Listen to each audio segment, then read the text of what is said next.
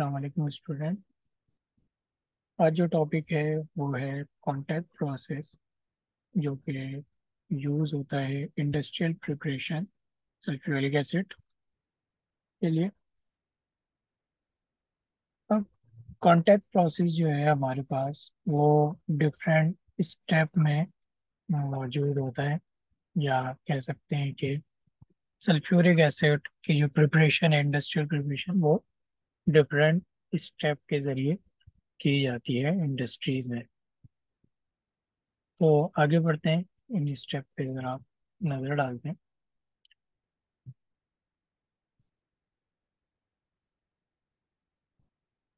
सबसे पहले sulphuric acid के बारे में थोड़ा जान लेते हैं। सल्फ्यूरिक एसिड जो है हमारे पास केमिकल कंपाउंड है। इसे किंग ऑफ केमिकल्स भी कहते हैं। स्ट्रॉन्ग एसिड है हमारे पास, या ऑयल ऑफ विट्रियल। विट्रियल जो है यहाँ पे जो लफ्ज यूज़ किया गया है वो हाइड्रेटेड सल्फेट के लिए यूज़ होता है। सल्फ्यूरिक एसिड जो है हमारे पास वो यूज़ होता है ज़्यादातर लेबॉर्ट्री में, लैब्स वगैरह में, और इंडस्ट्रीज में भी बहुत से प्रोसेस में यूज़ किया जाता है। इंडस्ट्रियल प्रिपरेशन जो है वो कॉन्टैक्ट प्रोसेस के ज़रिए इसकी होती है, जैसे मैंने बताया। ये जो मेथड है हमारे पास कॉन्टैक्ट प्रोसेस, ये 19th सेंचुरी में अ, जो है डेवलप हुआ था, लेकिन इसको जो अप्लाई किया गया वो 1912 यानी कि 1912 में जो है वो अप्लाई किया गया इंडस्ट्रीज वगैरह में। या कह सकते हैं कि सल्फ्यूरिक एसिड की जो प्रिपरेशन है वो 1912 ईयर में स्टार्ट हुई। अब ये जो सल्फ्यूरिक एसिड कॉन्टैक्ट प्रोसेस के जरिए प्रोड्यूस किया जाता है, ये होते हैं 5 स्टेप में। आगे इन पे डिस्कस करते हैं। सल्फ्यूरिक एसिड की जो प्रिपरेशन की जाती है वो की जाती है, अ, हमारे पास सल्फर डाइऑक्साइड एक कंपाउंड है। अब ये सल्फर डाइऑक्साइड जो है ये प्रोड्यूस होता है दो तरीके से। पहला यहाँ पे दिखाया गया है कि सिंपल सल्फर को ऑक्सीजन के साथ जब रिएक्ट कराते हैं या ओपन एयर में इसको बर्न करते हैं, तो हमारे पास गैस प्रोड्यूस होती है सल्फर डाइऑक्साइड। या इसका एक और तरीका है प्रोड्यूस करने का, जो कि इंडस्ट्रीज में लार्ज अमाउंट में प्रोड्यूस किया जाता है, वो है आयरन के ओर के जरिए। आयरन ओर यहाँ पे पायराइट ओर है, आयरन पायराइट जिसे हम कहते हैं। जब हम इसको जलाते हैं बर्नर में, तो हमारे पास यहाँ पे Fe2O3 फेरिक ऑक्साइड और हमारे पास सल्फर डाइऑक्साइड प्रोड्यूस होती है। अब इस सल्फर डाइऑक्साइड जो है वो यहाँ पे हमारे पास पायराइट बर्नर है, यहाँ पे इस जगह पे डायग्राम में जो है हमारे पास मौजूद, इस जगह पे ये यहाँ पे प्रोड्यूस होती है। और इसको आगे जो है डस्ट चैम्बर की तरफ भेज दिया जाता है।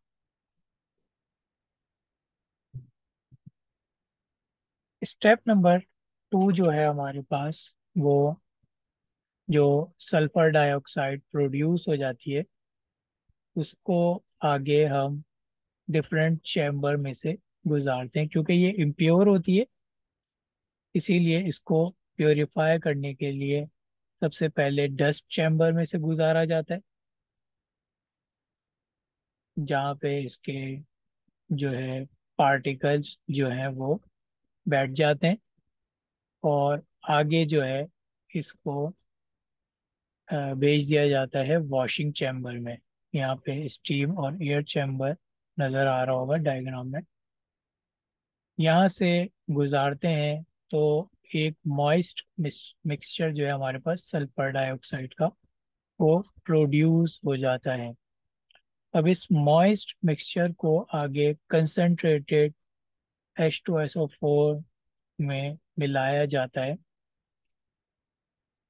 और आगे इस पे स्प्रे किया जाता है, या कह लें सल्फ्यूरिक एसिड का स्प्रे किया जाता है इस मॉइस्ट मिक्सचर पे, ताकि इसका जो प्योर सल्फर डाइऑक्साइड हमारे पास है वो क्या हो जाए, उसमें से वाटर वेपर्स जो है वो रिमूव हो जाए। इसीलिए इसमें कंसनट्रेटेड सल्फ्यूरिक एसिड को स्प्रे किया जाता है।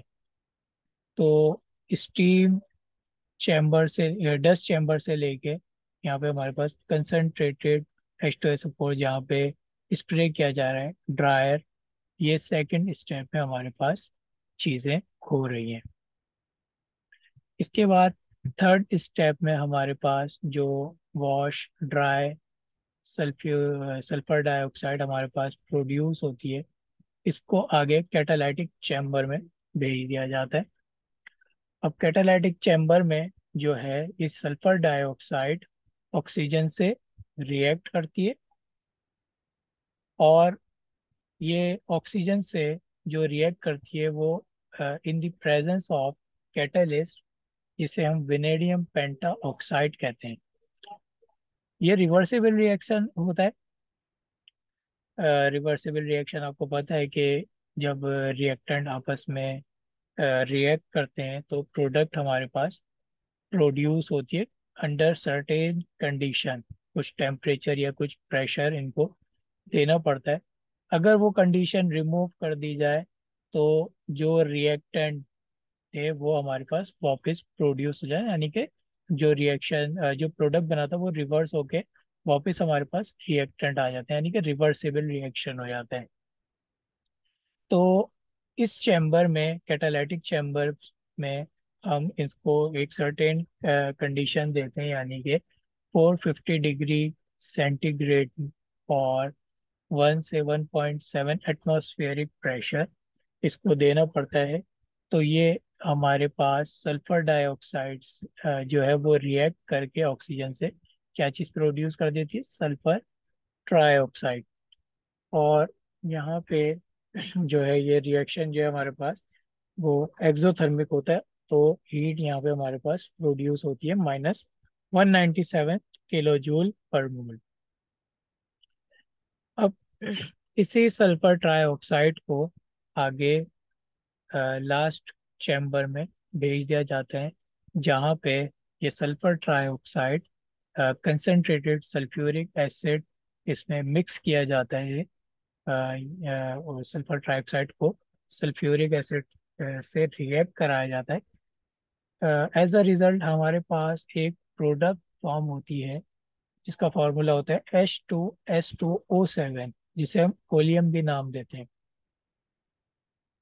ये एक गाढ़ा विस्कस हमारे पास लिक्विड फॉर्म होता है, जिसको जो है हम आगे वाटर के साथ रिएक्ट कराते हैं फिफ्थ स्टेप में। अब ये जो लास्ट चैम्बर है, यहाँ पे हमारे पास ओलियम प्रोड्यूस हो गया। अब फिफ्थ स्टेप में इस ओलियम को हम क्या कर देंगे, डाइल्यूट कर देंगे, यानी कि इसको वाटर के साथ रिएक्ट करा देते हैं। जो है उसके बाद जो है हमारे पास क्या होता है, as a result large amount में हमारे पास सल्फ्यूरिक एसिड जो है वो प्रोड्यूस हो जाता है। ये जो सल्फ्यूरिक एसिड हमारे पास प्रोड्यूस होता है वो 100% प्योर होता है, यानी कि इसमें और कोई इम्प्योरिटीज शामिल नहीं होती। और इस सल्फ्यूरिक एसिड को फिर आगे इंडस्ट्रीज में भेज दिया जाता है यूज होने के लिए।